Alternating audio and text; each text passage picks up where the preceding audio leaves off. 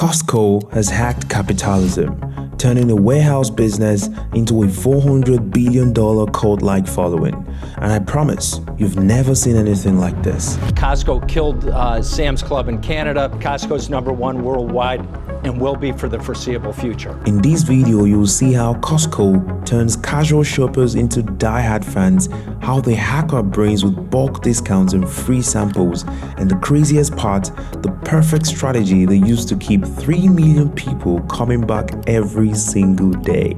I spent 6 months digging through financial reports, ex-employees' stories, and countless interviews, and have uncovered a business model that might just blow your mind. To understand Costco, you need to know about a guy named Saul. Not so good, man, Saul Price. Now, this guy wasn't your typical retail mogul. He was a lawyer who somehow became the godfather of the membership warehouse model. Even Sam Walton, the founder of Walmart, said he borrowed more ideas from Saul than anyone else. And trust me, when Sam Walton says he borrowed your ideas, you know you're into something big. When the company started, we always wanted to have great prices. Back in 1954 San Diego, Saul was obsessed with finding a way to sell things cheaper than anyone else. He had seen Fedco, a store for government workers, doing memberships and discounts. Saul saw his chance. He marched in there, pitched them on a big expansion, but they weren't interested. They turned him down flat. Big mistake. Saul, fueled by rejection, decided to do it himself. He launched FedMart, a store that required a fee to shop and sold goods at prices most retailers called impossible. But here's the kicker. Back then, it used to be illegal for retailers open to the public to sell below the manufacturer's price. But Saul, with his law background, found a way around it, a loophole that would change everything. He figured that if you were a membership club, you technically weren't open to the public. He sidestepped the law and undercut the competition all at the same time. FedMart took off like a rocket.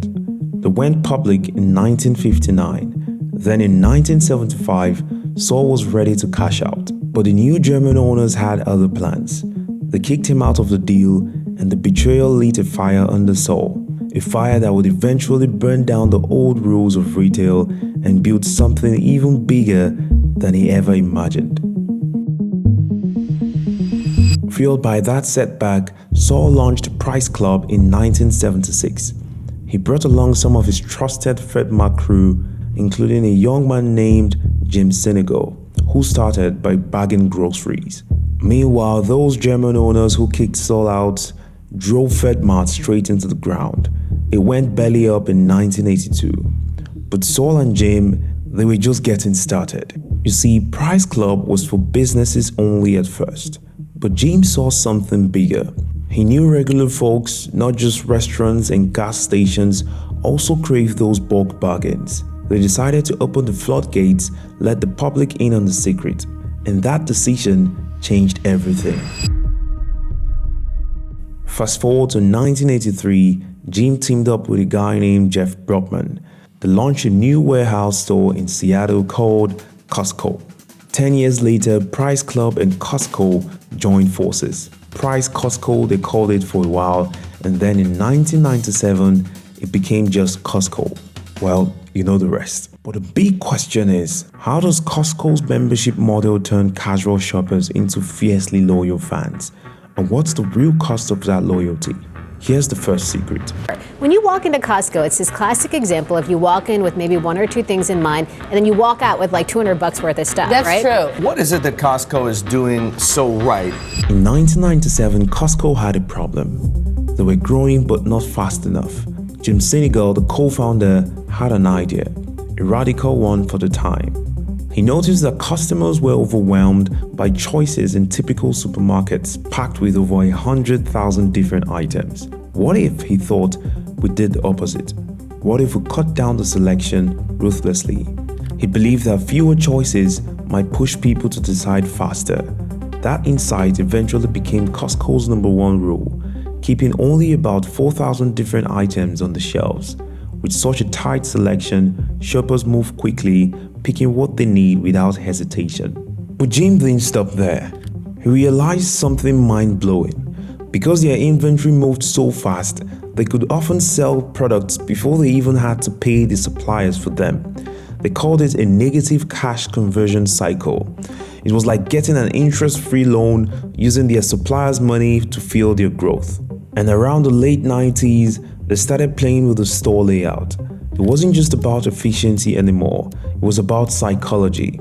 They took away the eye signs, started rotating products, stoking that fear of missing out.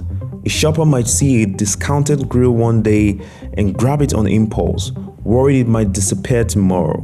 That subtle trick drives impulse buys through the roof. But here's the shocker.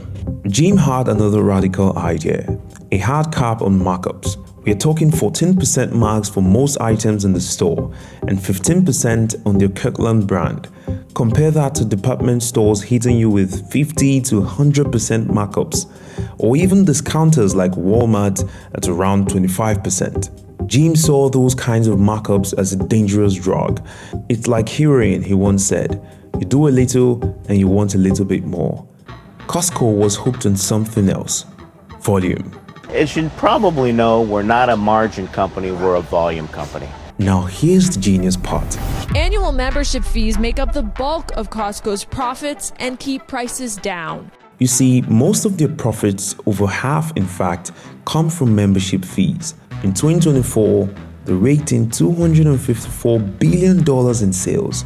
But get this, a whopping $4.8 billion of their profit was pure membership fees alone. In the store, right? If you paid the money for this membership fee, you got to think that, oh my God, I want to use this up. So you're going to keep going back to the store. All of those things helping Costco out in a huge, huge way. Because once you pay that fee, you're not just a customer anymore. You're a member and you're invested. You're part of the club and you're damn sure going to use that membership. It's psychology, pure and simple. They turn retail on its head and it's working like a charm. But there's one more secret weapon. In 1995, Jim Sinegal had a problem. He wanted a private label, but he was obsessed with quality. This wasn't going to be some cheap generic knockoff.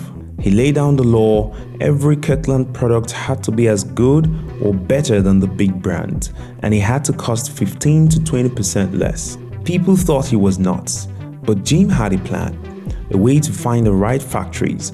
Turns out, they often use the same manufacturers as the big names, just slapping a Kirkland label on it.